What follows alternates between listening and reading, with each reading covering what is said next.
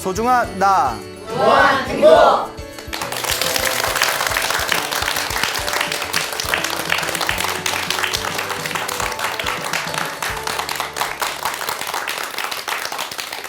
예, 만나서 반갑습니다. 예, 광우 스님이라고 합니다.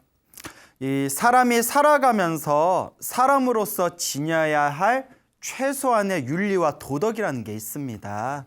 그렇죠? 그래서 이런 윤리와 도덕을 지키지 않는 사람을 우리가 무엇보다도 못하다? 예, 짐승마저도 못하다. 뭐 개보다도 못하다. 뭐 이런 표현 쓰지 않습니까? 예. 그런데 우리가 지켜야 할 윤리와 도덕이라는 게 꼭 지켜야 되는 것도 있고 아니면 좀 안 지켜도 사람들이 손가락질은 하지만 굳이 안 지키더라도 사는데 큰 문제가 없는 것들도 있습니다.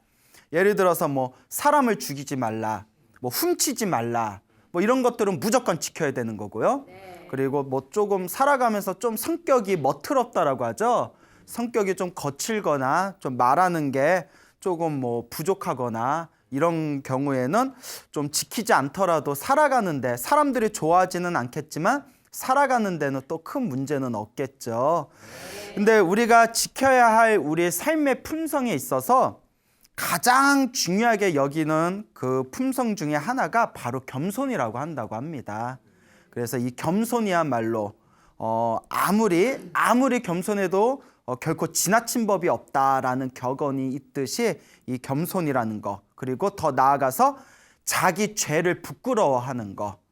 우리 뉴스에서 보다 보면 별 희한한 사건들 많이 터지지 않습니까? 근데 가만히 보면 자기가 잘못했다는 걸 모르는 경우가 너무 많아요. 그렇죠. 예, 그래서 아니 다 먹고 살자고 하는 건데 뭐 이것 좀 했다고 뭐 그거 갖고 그러나 뭐 이래버리면 이제 미치고 팔짝 뜰 일이죠. 자기 죄를 자기가 부끄러운 걸 알아야 되는데. 예전에 이런 얘기가 있습니다. 제가 어디선가 들은 얘기인데 오래전에는 이 뉴스에서 사기꾼이 나오면 막 몇십억, 몇백억 사기쳤다 나오면 사람들이 식당에서 이렇게 술 한잔 하다가도 막 손가락질을 했답니다. 저 나쁜 놈, 아우 저 나쁜 놈, 부모 얼굴에 먹칠을 하는 놈, 자식들 보기 부끄러워서 어떻게 살아? 뭐 이렇게 손가락질을 했대요. 근데 요새는 뉴스에서 뭐 몇십억, 몇백억 사기쳤다 해서 뉴스에 나오면 야 제주 좋다 야, 야 제 머리 좋아 머리 좋아, 분위기가 그렇게 바뀌어 버렸대요. 느끼십니까? 큰일이야. 예. 그래서 자기 죄를 자기가 부끄러워할 줄 모르는 거, 이것이 바로 오늘날 우리 사람들이 살아가는 이 세상에서 윤리와 도덕이 점점 무너지고 있는 증거가 아니겠느냐, 이런 생각이 듭니다. 그래서 그 범죄를 저지르다가 걸린 사람들 보면 제가 잘못했습니다, 죽을 죄를 졌습니다 라는 사람보다는 아우 재수가 없어서 걸렸다, 재수 없어서 걸렸다, 일진이 나빠서 걸렸다, 이렇게 이야기하는 경우도 있고요. 여러분, 세상에서 가장 정직해야 할 직업 중에 하나가 공직자입니다. 근데 우리 뉴스 보면 공직자 비리 너무 심하죠. 도대체 어디서부터 손을 대야 될지 모를 정도로 공직자 비리가 너무너무 심합니다. 혹시 비리 저지르는 공직자들 중에 절에 다니는 사람도 있을까요? 참 부끄러운 일이에요. 예, 좀 다른 데 갔으면 좋겠어요. 우리나라 종교 많잖아요. 예, 그냥 다른 종교 다녀도 될 것 같은데, 그런데 제가 드리고 싶은 얘기는 그 공직자들도 이 비리를 저지르면서 자기들도 부끄럽다는 거 안다 모른다. 그렇죠. 다 먹고 살자고 다 하는 건데 뭐 그거 갖고 빡빡하게 그러시나? 뭐 이런 분위기가 펼쳐지고 있는 게 요새 윤리와 도덕이 무너지고 있는 증거가 아닌가, 이런 생각이 듭니다. 그래서 우리 인과 업보, 이 인형 과보, 내가 지은 업은 반드시 내가 받는다라는 이 인과의 가르침을 100% 맥는 우리 불자들 분께서는 절대 자그마한 그런 악업이라도 소소하게 생각하지 마시고, 당장은 손해본다 하더라도, 당장 무엇을 본다 하더라도, 손해를 본다 하더라도 정직하고 바르게 살겠다는 마음으로 불자로서의 삶을 잘 걸어나가야 됩니다. 또 제가 이런 얘기하면 아유 우리 스님 사회생활 안 해서 아무것도 모른다, 스님 요새 정직하게 살면 호구예요, 호구. 라는 이야기를 하기도 합니다. 그렇지만 수행자는, 누구는?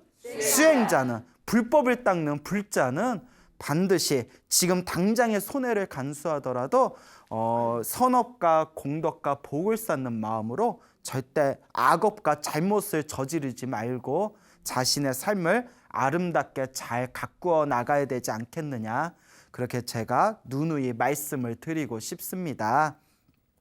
부처님 당시에도 2600여 년 전 석가모니 부처님이 계셨던 당시에도 사람들이 부처님의 법을 잘 알아듣는 사람들이 있는가 하면 또 부처님의 가르침을 듣고서도 부처님의 가르침을 잘 따르지 않는 사람들이 있었다고 합니다.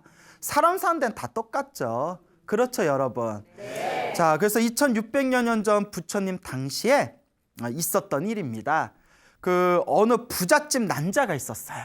아주 큰 부잣집 난자가 있었는데 같이 살던 부인이 갑자기 죽어버렸답니다. 부인이 죽었어요.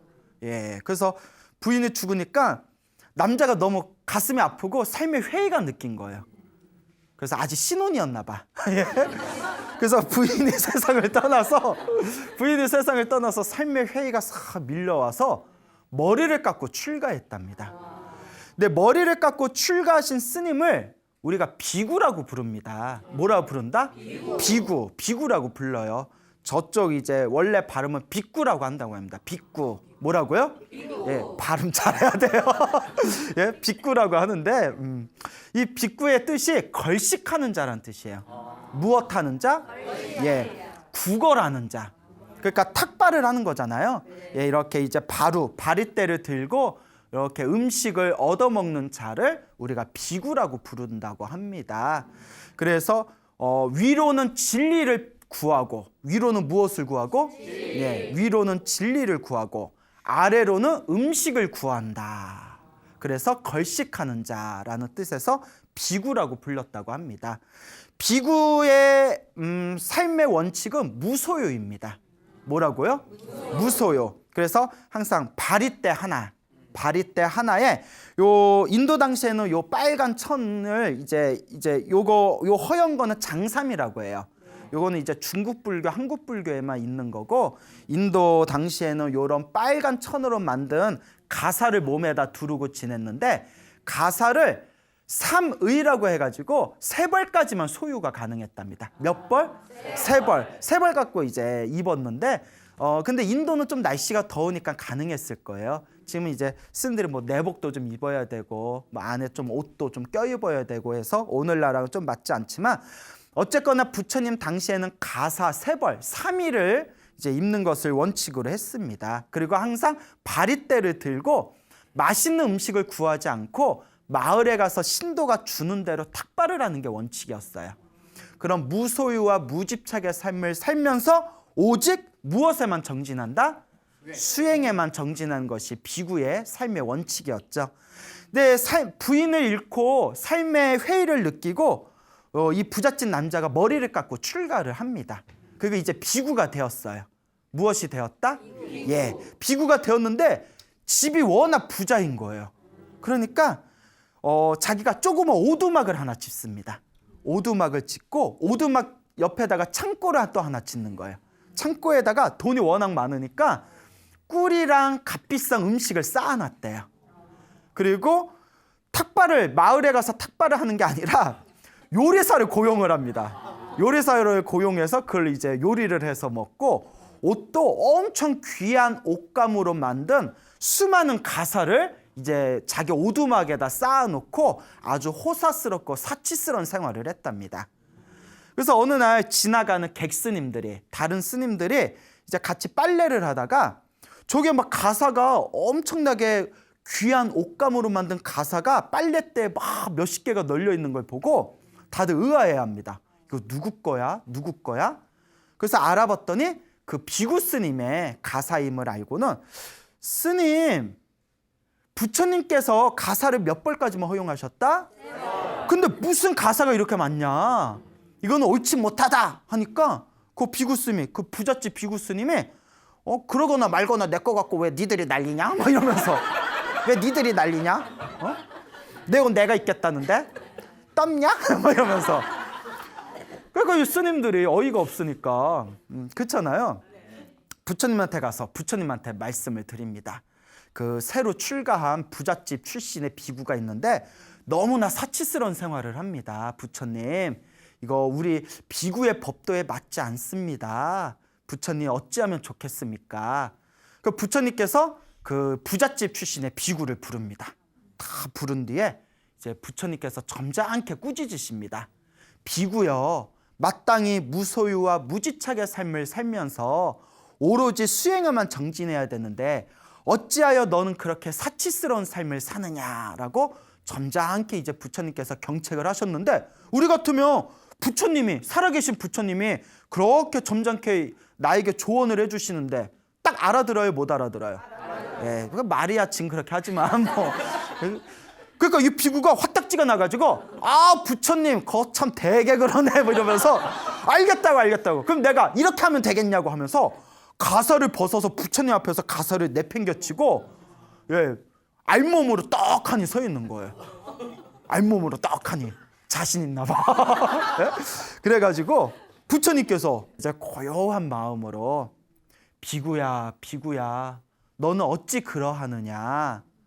너는 과거 전생에 야차였을 때, 무엇이었을 때? 야차였을 때. 야차는 이제 불교에서 나오는 사람을 잡아먹는 포악한 귀신인 야차라고 있습니다. 그래서 뭐 책마다 내용이 틀리지만 남자 귀신은 야차라고 하고 여자 악귀는 나찰이라고 하거든요. 야차라는 포악한 귀신이 있는데 이 야차 중에서도 불법에 귀의를 해서 요 불자들을 보호하는 또 그런 좋은 야차가 있고, 사람을 막 잡아먹는 나쁜 악귀, 포악한 귀신은 야차라고 있어요. 부처님께서 이렇게 말씀하십니다. 비구야 네가 전생에 무엇이었을 때? 야차였을 때. 네가 전생에 야차였을 때 너는 겸손하려고 노력했고, 그리고 스스로의 잘못을 부끄러워할 줄 알고 그렇게 착하고 바른 법을 닦으렸던 존재였는데 지금 너의 모습을 봐라. 너의 모습이 과연 옳은 모습이냐라고 점잖게 부처님이 얘기를 하시니까 그때서야 비구가 이제 마음을 안정시키고 이제 다시 내팽겨쳤던 가사를 읽고 부처님께 사죄의 마음으로 아주 정중하고 공경스럽게 부처님께 삼배 예를 올립니다. 부처님께 삼배의 예를 올리고 부처님 발 밑에 무릎을 꿇고 이렇게 앉습니다. 그때 다른 스님들이 그 이야기를 듣고 부처님께 다음과 같이 여쭤봅니다. 부처님, 저 비구가, 저 행패를 부린 부잣집 출신 비구가 과거 전생에 야차였었던 때가 있다고 했는데 그게 무슨 이야기입니까? 그 이야기를 저희들이 청해 듣고자 합니다 하니까 부처님께서 다음과 같은 이야기를 들려주십니다. 부처님께서 말씀하시기를 머나먼 과거 전생에, 한량없는 머나먼 과거 전생에 어느 큰 나라가 있었는데 그 나라에 왕이 있었다고 합니다. 근데 왕에게 왕자가 셋이 있었대요. 몇이 있었다? 예, 삼형제예요. 그래서 첫째 이름이 좀 헷갈려요. 첫째 이름이 마잉사사예요. 마잉사사. 둘째 이름이 짠다예요. 짠다. 예, 좀 뭐 짠나 봐. 그래서 그리고 셋째 막내의 이름이 수리야예요. 수리야. 맨날 수리야. 맨날 수리야. 미안합니다. 첫째 이름이 뭐라고요? 마잉사사. 둘째 이름이 짠다. 셋째 이름이 이러니까 안 잊어먹겠죠. 예? 그래서 이제 첫째, 둘째, 셋째 아들이 있었는데 첫째하고 둘째 아들은 첫 번째 왕비에서 나왔대요. 첫 번째 결혼한 왕비에게서 첫째 왕자와 둘째 왕자를 낳았고, 그만 첫 번째 왕비가 세상을 떠났다고 합니다. 일제. 그래서 두 번째 왕비를 받아들여서 셋째 왕자인 막내인 수리야를 얻었다고 합니다. 그래서 이제 수리야를 얻고 나서 너무 기뻐서 그 두 번째 이제 왕비에게 내가 네가 원하는 소원은 다 들어주겠다. 내가 너의 소원을 들어주겠다. 너의 소원이 뭐냐 했더니 요 왕비가 왕이시여, 나중에 때가 되면 제가 소원을 빌겠습니다. 그때 잊지 말고 꼭 들어주십시오라고 청을 올립니다. 그리고 세월이 지나서 이제 왕자들이 성년이 됐답니다. 왕자들이 이제 어엿한 성년이 되었을 때 막내 왕자인 수리아의 어머니였던 그 두 번째 왕비가 이제 왕에게 부탁을 합니다. 저에게 어떤 소원도 들어주신다고 오래전에 약속했지 않습니까? 이 나라를 제 아들인 셋째 왕자 수리아에게 이 나라를 넘겨주십시오. 우리 아들 수리아를 왕으로 임명해 주십시오. 그게 저의 소원입니다. 그러니까 왕이 그 얘기를 듣고 장남도 있고 둘째도 있는데 그러니까 너무나 답답한 거예요. 이걸 어떻게 하면 좋나? 이걸 어떻게 하면 좋나? 그래서 맨날 뭐 했다고요? 술이야. 맨날 술을 마셨대요. 그래서 왕이 고민을 합니다. 내가 저 두 번째 왕비의 소원을 들어주지 않으면 저 왕비가 욕심이 많아가지고 내 장남과 차남에게 해코지를 수가 있다. 그러니까 내가 꾀를 내야 되겠다. 그래서 몰래 이제 첫째 왕자와 둘째 왕자를 부릅니다. 마잉사사와 짠다 왕자를 불러서 이제 자초지종을 얘기합니다. 야, 이 왕비가 너에게 해코지를 할까봐 걱정이 된다. 그러니까 멀리 숲에 가서 멀리 숲으로 도망가서 숨어 살다가 내가 죽었다는 소식이 들리면 그때 나라로 다시 돌아와라. 그러면 자연스럽게 장남이 네가 왕이 될 것이다. 그러니 어서 멀리 숲에서 좀 멀리 숨어서 살거라.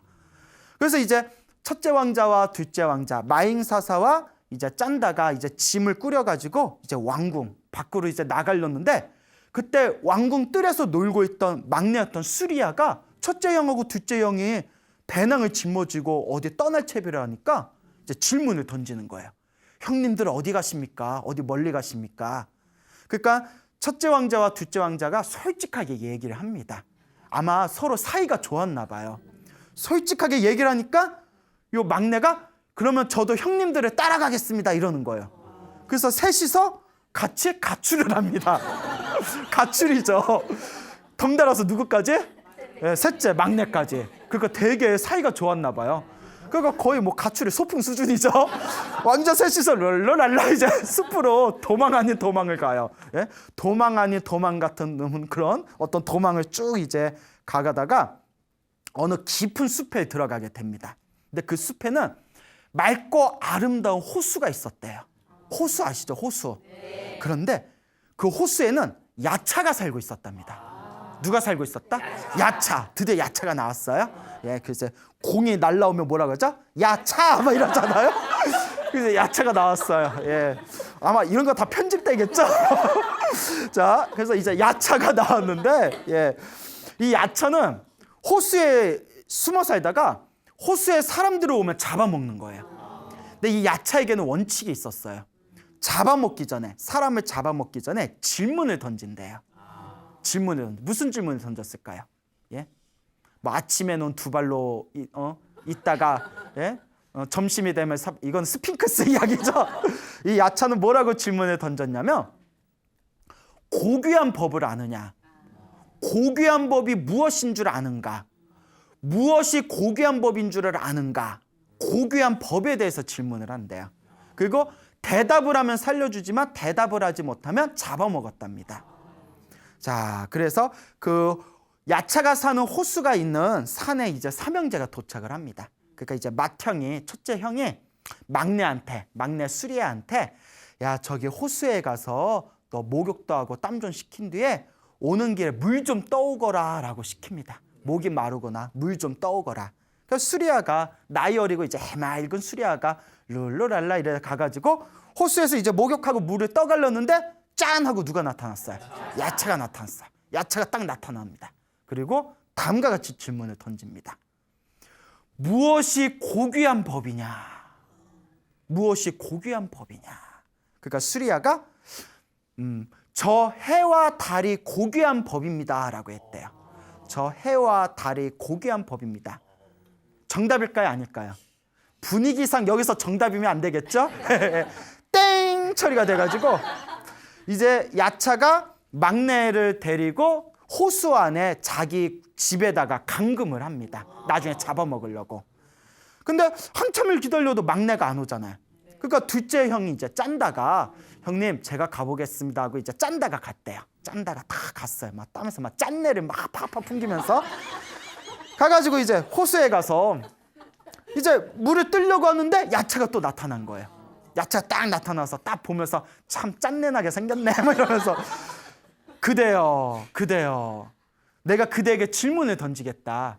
무엇이 고귀한 법이냐라고 질문을 던졌대. 무엇이 고귀한 법이냐. 그러니까 이 둘째는 뭐라고 대답했냐면 동서남북이 고귀한 법입니다라고 답변을 했답니다. 뭐 알고 하시는 거예요? 뭐 알고 하시는 거예요?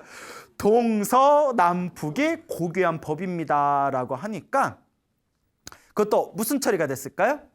땡 처리가 됩니다. 뭐 말 같지도 않은 얘기하고 있어 이러면서 야차가 또 이제 자기 집에다가 감금을 합니다. 나중에 이제 또 잡아먹으려고. 아무리 기다려도 안 오니까 순간 이제 첫째 왕자 마잉사사가 느낌 이상한 거예요. 싸한 거예요. 그래서 딱 저 호수에 아마 야차가 살고 있는가 보다. 가가지고 호수 밖에서 몰래 칼을 허리에다 차고 활을 겨누고 야차를 이제 노리고 있을 때 야차가 딱 보니까 첫째가 만만치 않은 거예요. 그래서 이제 나무꾼의 모습으로 변해서 싹 변해서 마잉사사에게 딱 갑니다. 그리고 나그네요, 친구요. 그 땀도 흘리고 목도 마를 텐데 호수에 들어가서 목욕도 하고 물도 마시고 휴식을 취하지 왜 그러고 있습니까? 라고 하니까 요 눈치 빠른 첫째 왕자가 요거 야차다 하고 넌 야차구나. 어찌하여 나의 동생들을 잡아갔느냐 하니까 이제 야차가 원래 모습으로 딱 나타난 거예요. 짠 하고 눈치도 빠르고 뭐 이러면서 나는 질문을 던진다. 고귀한 법이 무엇인가 질문을 던져서 답을 하지 않는 사람은 난 잡아먹는다. 그러니까 첫째 왕자가 딱 그걸 듣고 그럼 내가 고귀한 법에 대해서 내가 정답을 말하겠다. 네가? 그래? 그럼 한번 말해봐라 했더니 요 첫째 왕자가 이제 딜을 합니다. 딜을 걸어요. 나한테 고귀한 법을 들으려면 그냥 말할 수 없다. 깨끗하게 목욕을 하고 좋은 옷을 입고 높은 자리에 올라서 내가 고귀한 법을 말하겠다라고 얘기를 하는 거예요. 그러니까 야차가 좀 별나네. 그러면서 이제 그래? 하면서 이제 목욕도 시켜주고 목욕시켜주고 좋은 옷도 갖다 주고 높은 자리에도 올려줬어요. 그리고 밑에서 이렇게 야차가 무릎 꿇고 이제 답을 듣습니다. 이제 속으로는 너 못 맞췄단 봐라. 아주 너 그냥 넌 죽음이야. 아주 너 사지사지 죽음이야. 막 이러면서 그때 이제 야차가 질문을 던집니다. 그대가 원하는 대로 다 해줬다네. 자, 답을 말해보게나. 고귀한 법이 무엇인가? 그때 첫째 왕자 마잉사사가 다음과 같이 답변을 했다고 합니다. 겸손하고 죄를 부끄러워할 줄 알고 착하고 바른 법, 이것이 고귀한 법이라네. 그 뭐 우리가 들으면 별 얘기 아니잖아요. 그냥 뭐 겸손하고 그 다음에 자기의 잘못을 죄를 부끄러워할 줄 알고 착하고 바른 법, 그게 고귀한 법이라네. 아니 뭐 초등학생도 알겠다. 그런데 갑자기 야채가 맞아 이러는 거예요. 그래서 내가 이거 책 보면서 뭐가 이렇게 시시해 내가. 예? 근데 이게 중요한 게 있어요. 진리는 고귀한 법은 어렵지가 않아요. 그래서 그 답변을 듣고 감탄하면서 이제 야차가 자기가 숨겨두었던 그 둘째와 셋째를 이제 풀어주게 됩니다. 그리고 그 야차에게 이 첫째 왕자가 법문을 해줍니다. 야차로 살면서 사람을 잡아먹으면 그 업보가 참으로 무섭다. 근데 지금부터라도 5계를 잘 지켜라. 5계 다 아시죠? 모르는구나. 예. 살생하지 말라, 도둑질하지 말라, 사음하지 말라, 거짓말하지 말라, 술을 포함해서 정신을 흐리게 하는 것을 가까이 하지 말아라. 이 5개만 지켜도 인격자예요. 그렇죠. 살생 안 하고. 여러분 살생해요 안 해요? 모기 안 죽여요? 안 죽여? 바퀴벌레 지나가는데 안 죽여? 어머 바퀴벌레다. 바퀴야 뭐 같이 자자 이러진 않잖아요. 자, 어쨌거나 살생하지 않고 뭐 하지 않고 도둑질하지 않고. 여러분 도둑질 해요 안 해요? 안 해요? 까봐? 털면 안 나와? 도둑질하지 않고 사음 바람 피지 않고 예, 그다음에 거짓말하지 않고, 그리고 이제 술을 포함해서 정신을 흐리게 하는 걸 가까이 하지 않는 거. 이 5개만 잘 지켜도 인격자죠. 그리고 몇 년의 세월 시간이 지난 뒤에 그 나라를 다스리던 아버지였던 왕이 세상을 떠나게 됩니다. 세상을 떠나게 되자 이제 첫째와 둘째와 셋째가 나라로 이제 돌아가게 되고, 당연히 왕은 누가 되고? 첫째 마잉사사가 왕이 되고, 그리고 둘째인 짠다는 부왕, 우리 대통령 있으면 부통령이 있듯이 부왕으로 만들고, 그 다음에 셋째는 총사령관으로 임명을 하고, 그리고 왕이 된 첫째는 야차에게 큰 선물을 내렸다라는 그런 이야기를 부처님께서 스님들에게 법문을 하십니다. 그러면서 부처님께서 다음과 같이 말씀하십니다. 그때 사람을 잡아먹고 고귀한 법을 질문하고 대답을 못하면 사람을 잡아먹었던 야차는 지금의 누구고, 그 가사를 벗고 행패를 부리던 그 비구였고, 그래서 그 얘기했잖아요, 앞부분에. 너는 전생에 야차였을 때도 이러지 않았는데 지금 너의 모습이 과연 옳은 모습이냐. 그래서 그때 전생의 야차가 지금 이번 생에 그 옷을 집어던지고 행패를 부렸던 비구로 태어나게 되었고, 그리고 둘째였던 짠다 왕자는 부처님 10대 제자 중에 지혜제일이라고 불리우는 사리불 스님의 전생이었고, 그리고 막내였던 수리야 왕자는 부처님 10대 제자 중에서 다문제일이라고 불렸던 아난 스님의 전생이었다. 그러면 첫째였던 그 지혜로웠던 마잉사사는 누구의 전생이었을까요? 석가모니 부처님의 전생이었다. 그러니까 서로 다 과거 전생이나 이번 생이나 다음 생이나 서로 끼리끼리 인연 따라 만나는 거예요. 여러분 아내도 있고 남편도 있고 부모님도 있고 형제도 있고 친구도 있고 좋은 인연도 있고 나쁜 인연도 있죠. 네. 과거 전생 만났던 인연 끼리끼리 만난 거예요.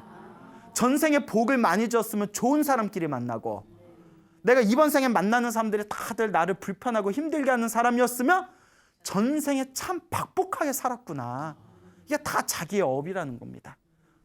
그래서 부처님께서 다음과 같이 얘기합니다. 비구요. 그대는 전생에, 머나먼 과거 전생에 야차였을 때에도 겸손하려고 하였고, 잘못을 뉘우칠 줄 알았고, 그리고 착하고 바른 법을 닦으려고 했는데, 오히려 지금 부처님의 제자가 된 지금 너의 모습은 그때보다도 못한 것 같구나 라고 말씀을 하시니, 그 비구가 부끄러웠고 참회하며 부처님께 진심으로 사죄를 올렸다라는 이야기가 전해지고 있습니다. 그러니까 이와 같이 우리가 살아가면서 우리는 알게 모르게 자꾸 잘못을 저지릅니다. 그렇죠? 뭐 알고 지었건 모르고 지었건 자기도 모르게 자꾸 업보를 지어요. 그래서 부처님 당시에도 이렇게 부처님의 말씀을 잘 알아듣지 못했던 제자들이 있긴 있었다. 그만큼 우리 중생들의 무엇이 두껍다? 업보가 두껍다는 거예요. 그래서 우리가 수행을 한다는 것은 이 업보와 업장을 닦을 줄을 알아야 됩니다. 자신의 잘못을 뉘우칠 줄 알아야 되고, 부끄러울 줄 알아야 되고, 착하고 바른 법을 닦을 줄 알아야 된다라는 것을 명심하시길 바랍니다.